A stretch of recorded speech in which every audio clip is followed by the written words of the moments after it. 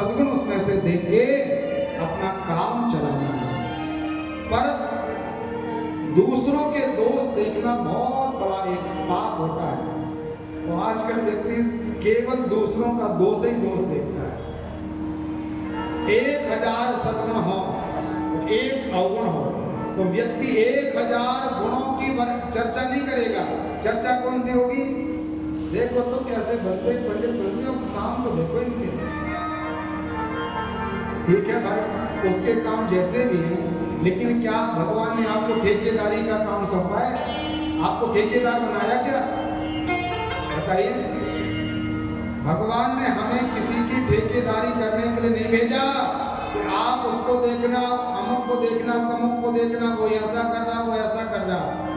भगवान ने आप अपने लिए, अपनी आत्मा के कल्याण के लिए भेजा है।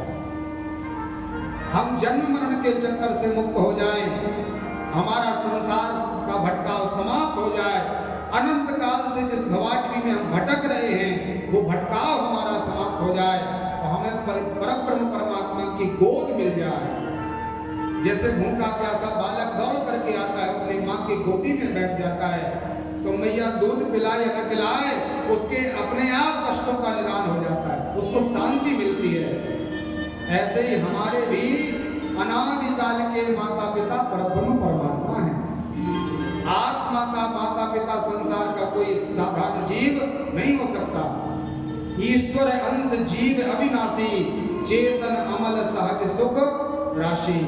हम परमात्मा के, परमात्मा हमारे हैं। और जब शुभ लक्षण के युक्त जीवन का निर्वाहन करते हैं तो हमें माँ के तरह भगवान की गोद प्राप्त हो जाती है। करहूं सदा तिनकी रखवारी,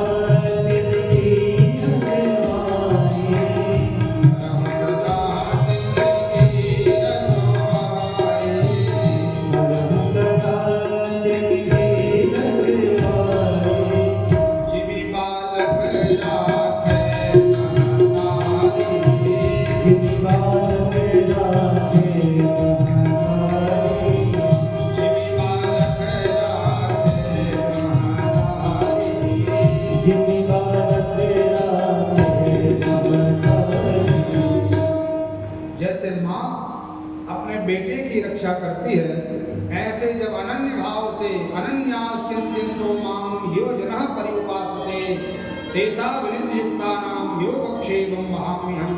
भगवान कहते हैं जो केवल मुझे जानता है कि दुनिया में केवल परमात्मा है, उसका योगक्षेमम, उसका कष्टों का निदान मैं स्वयं करता हूं। इसलिए अनन्यता से भगवान का हमें आश्रय लेना चाहिए। चाहे बेटा हमें पढ़ा दे, चाहे बेटी पढ़ा दे, चाहे बहू पढ़ा दे, चाहे नाती पढ़ा दे, हमें संबंध पर ध्यान नहीं रखना। हमें तो क्या देखना है? ज्ञान लेना है केवल।